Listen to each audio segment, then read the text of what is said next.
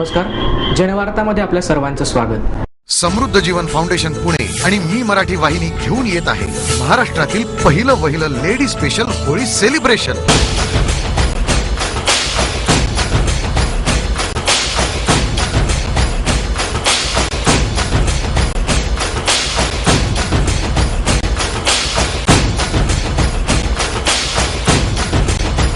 Dove प्रस्तुत रंगस्मिता 2013, 27 मार्च मुंबई आणि ठाणे आणि 31 मार्च पुणे.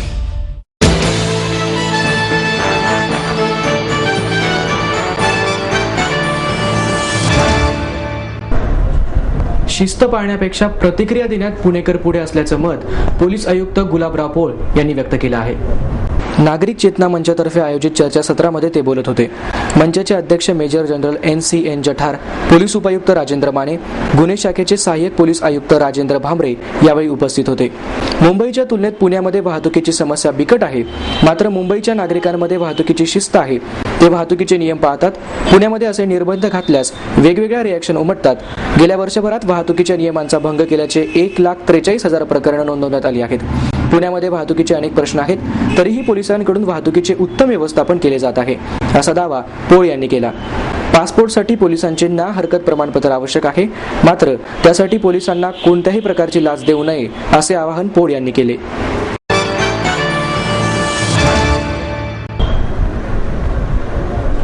प्रसिद्ध लेखिका सुधा मूर्ती यांच्या ऋण या दीर्घकथेवर आधारित पितृऋण हा मराठी चित्रपट लवकरच प्रेक्षकांच्या भेटीला येणार आहे.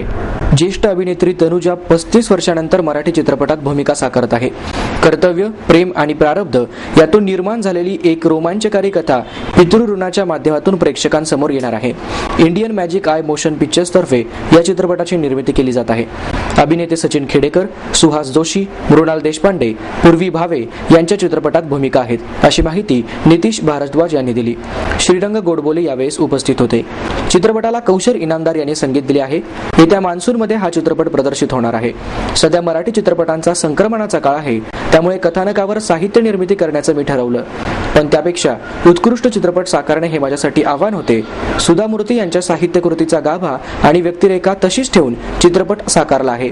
साधी सोपी कथा आहे, असे भारद्वाज यांनी सांगितले.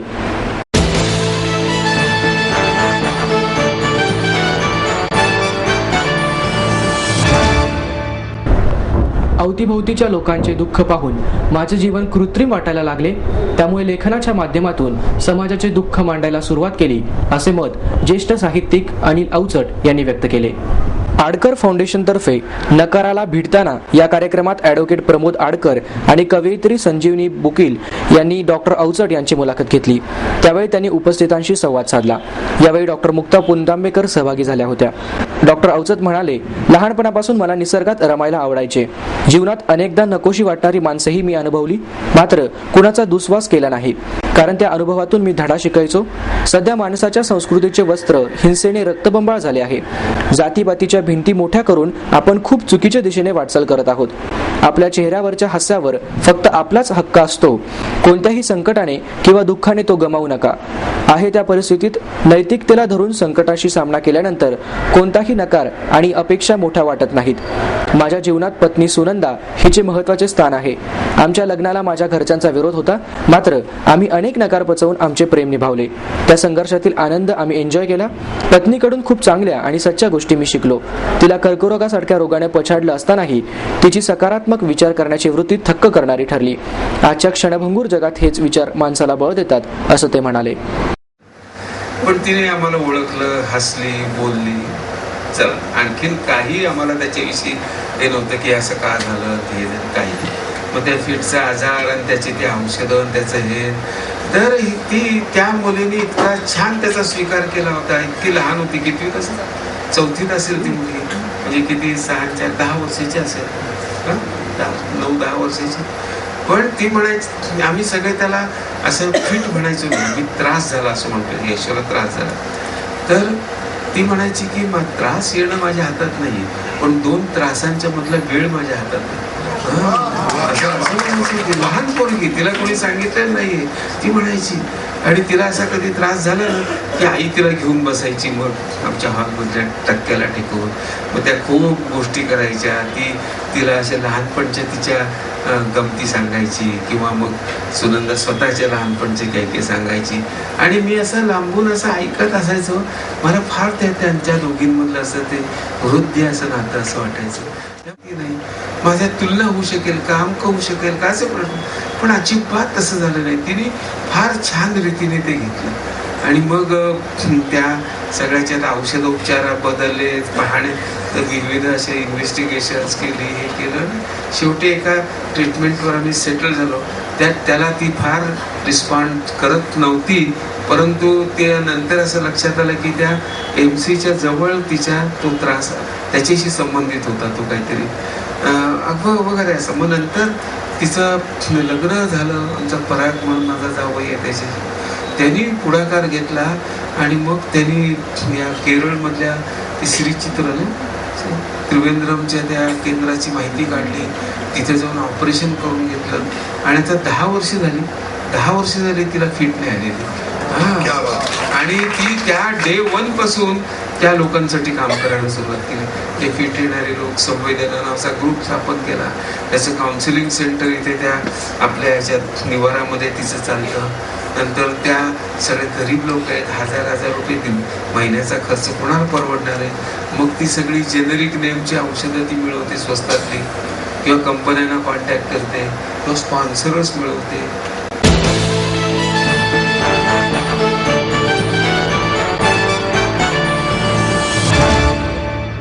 माहेर सोडून सासरी आले. इथेही प्रेमाची मायेची माणसं होती, पण माझं भविष्य सुरक्षित आहे याचा आनंद, आत्मविश्वास वाढवणारा होता. Samruddha Jeevan multistate multipurpose cooperative society limited. गुंतवणूक भावनांची, आनंद लक्षावधीचा. Samruddha Jeevan multistate multipurpose cooperative society limited.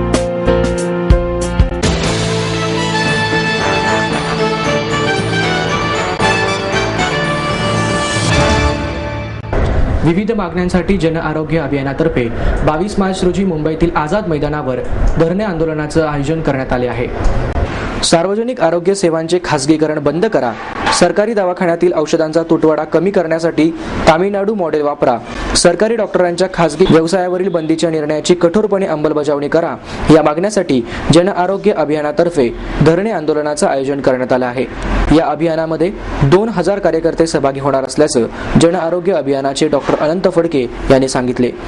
रुग्ण हक्कांच्या संरक्षणासाठी केंद्र सरकारच्या क्लिनिकल एस्टॅब्लिशमेंट ऍक्ट 2010 पेक्षा राज्याचा सुधारित आणि स्वतंत्र कायदा आणावा, यासह विविध मागण्या करण्यात येणार आहेत. तो काय 2010 साली जो पास केलेला आहे केंद्र सरकारने, तो आहे तसाच्या तसा महाराष्ट्र सरकार आणू बघतो. आणि आम्हाला आमचं म्हणणं आहे की तसं तुम्ही आणू नका, कॉपी पेस्ट करू नका, कारण त्याच्यामध्ये काही महत्त्वाचे दोष आहेत. आणि आम्ही लोकांच्या बाजूने विचार करणार आहे. म्हणजे डॉक्टर असतो तरी लोकांच्या बाजूने मांडण्यात मी विचार केला. तो ॲक्ट जर बघितला तर पहिली गोष्ट म्हणजे त्या ॲक्टमध्ये की तो कायदा अंमलात आणण्यासाठी कुठलीही यंत्रणा वेगळी नाही आहे, कुठलाही वेगळा स्टाफ नाही, वेगळं बजेट नाही. त्याच्यामुळे भारतामध्ये असं अनेक कायदे नुसते कागदावर येतात आणि ते अंमलात येत नाही. त्याच्यामुळे डॉक्टरांनी ह्याच्यापुढे रजिस्ट्रेशन केलं पाहिजे, त्यांनी अमुक पाळलं पाहिजे, अमुक पाळलं असं म्हणतील, कागदावर जाहीर करतील. प्रत्यक्ष ते पाळायला कुठली मशिनरी नसते. आणि मग कुठल्या तरी एका डॉक्टरकडे जायचं आणि तुमच्याकडे दोष काढायचे आणि मग त्याच्याकडून पैसे मागायचे. म्हणजे रजिस्ट्रेशन करायचं असेल तर पैसे दिल्यानंतर रजिस्ट्रेशन मिळेल असंच व्हायची शक्यता जास्त आहे. पण सरकारकडे ती मशिनरी नाही. हां, आमचं म्हणणं असं की रुग्णांच्या पासून जर विचार करायचा म्हटला, जर नीट जर डॉक्टरांना नियंत्रण यायचं असेल तर त्याला व्यवस्थित मशिनरी नवीन निर्माण करायला लागेल. आहे ती मशिनरीला स्वतःचा म्हणजे सरकारी अधिकारी जे आहेत, जिल्हा आरोग्य अधिकारी पुणे शहराचा, त्याच्याकडे सगळं पुणे शहराचं हे देणार आहे. तर त्यांना स्वतःच खातं सांभाळता येत नाही, त्यांना स्वतःचं इतकं काम जास्त आहे.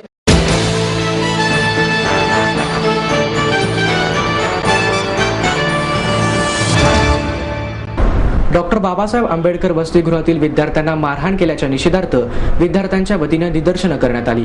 अन्यायाच्या असंख्य घटनांमधील एक घटना नुकतीच डॉक्टर बाबासाहेब आंबेडकर वसतिगृह घोले रोड पुणे येथे घडली आहे. पुणे महानगरपालिका संचालित या वसतिगृहात वसतिगृह प्रमुख श्री राकेश विटकर यांच्याकडून श्री आशिष नागदेवे या विद्यार्थ्यास दिनांक 5 मार्च 2013 रोजी मारहाण करण्यात आली. हॉस्टेलची मेस ही राकेश विटकर यांच्याशी संबंधित असलेल्या लोकांची आहे. या मेसचे कंत्राट नियमबाह्य पद्धतीने मिळवताना श्री राकेश विटकर यांनी खोटी सर्टिफिकेट दिली आहेत. पुरेसा अनुभव नसताना सुद्धा खोट्या दाखलांच्या आधारे कंत्राट मिळवण्यात आले आहे. त्याचबरोबर मेसची फी वाढवून चांगले जेवण देण्याचे कॉन्ट्रॅक्ट मिळवले असतानाही अतिशय निकृष्ट पद्धतीचं जेवण दिलं जातं. विद्यार्थ्यांना चांगल्या जेवणाची अपेक्षा व्यक्त केली असता त्यांना श्री राकेश विटकर उर्मट पद्धतीने उत्तर देतात. तसेच निपक्ष चौकशी करून संबंधितांवर कडक कारवाई करणे आवश्यक असताना महापालिका आयुक्तांनी कोणतीही कारवाई केली नाही. या अन्यायाच्या विरोधात व श्री विटकर यांच्यावर कारवाई न करणाऱ्या महापालिका आयुक्तांचा निषेध करण्यासाठी त्यांनी निदर्शनं केली.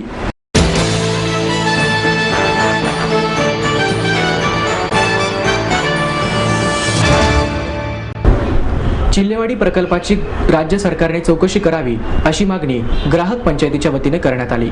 पुणे जिल्ह्यातील जुन्नर तालुक्यातील चिल्लेवाडी प्रकल्पामधील नियोजित 44.30 किलोमीटर लांबीच्या उघड्या डाव्या कालव्याचे काम स्थानिक शेतकऱ्यांचा कुठलाही विरोध नसताना कामाचे ठेकेदार FA and masters associate Mumbai यांनी संगनमताने कालवा वगळल्यामुळे जुन्नर तालुक्यातील 21 दुष्काळी गावे 13 वर्षांपासून दुष्काळाच्या झळा सोसत आहेत.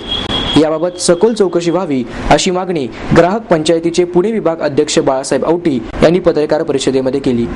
जलसंपदा विभागाच्या वतीने पुणे जिल्ह्यातील जुन्नर तालुक्यातील अवर्षण प्रवण गावातील 6,372 हेक्टर क्षेत्राला सिंचनासाठी पाणी देण्यासाठी चिलेवाडी मध्यम प्रकल्प प्रस्तावित केला.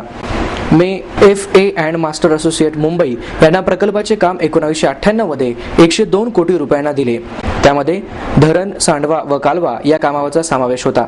निविदा उक्त पद्धतीने दिली होती. तसेच सदर काम 2.5 वर्षात पूर्ण करावयाचे होते. धरणाची साठवण क्षमता 0.960 TMC इतकी असून 13 वर्षापासून पाणी साठवण्यात येत आहे. 1998 साली धरणाच्या कामाला सुरुवात करून कृष्णा तंटा लवादाप्रमाणे 2000 साली पूर्ण करून सिंचनासाठी पाणी देणे नियोजित होते. ठेकेदाराने फायद्याचे धरणाचे माती काम करून कालव्याचे काम परवडत नाही म्हणून सुरूच केले नाही. यावर खरे तर धरणाबरोबर कालव्याचे काम हाती घेऊन पूर्ण करणे ही कंत्राटदाराची जबाबदारी होती. अधिकाऱ्यांनी मुद्दामहून दुर्लक्ष केले व शेवटी कालव्याच्या कामाचे सर्व खापर स्थानिक शेतकऱ्यांच्या माथी मारले.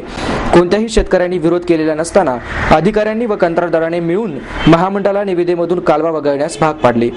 कालव्याची रक्कम 8,62,00,000 वगळून भाववाढीसाठी फक्त धरणाच्या कामासाठी 103 कोटी रुपये कंत्राटदारास अदा करण्यात आले. फक्त 8,62,00,000 कालवा आज रोजी सुधारित किंमत 90,12,00,000 रुपये इतका खर्च येत आहे. 13 वर्षापासून धरणात पाणीसाठा करण्यात येत असून कालवा न झाल्यामुळे जुन्नर तालुक्यातील दुष्काळी गावे पाण्यापासून वंचित आहे. पाणी आहे पण कालवा नाही, यामुळे या भागात दुष्काळ आहे. तर राज्यात व काही भागात धरणे आहेत पण धरणात पाणी नसल्यामुळे दुष्काळ आहे. आपलं स्वप्न, आपलं मन, आपलं स्वतःचं घर हेच खरं धन. समृद्ध जीवन पार्क सादर करत आहे 140 फ्लॅट्सची एक प्रशस्त गृह योजना. कात्रज कोंढवा रोडवर बिबवेवाडीपासून फक्त 2 किलोमीटर अंतरावर आपल्या आर्थिक गणितात बसणारे 1 व 2 BHK फ्लॅट्स. तब्बल 3 मजली पार्किंग सह ऐस गार्डन, क्लब हाऊस आणि इतर सुविधांनी सुसज्ज. बुकिंग साठी संपर्क 9850937373 9850947373. समृद्ध जीवन, नांदी सौभाग्याची, सुरुवात प्रगतीची.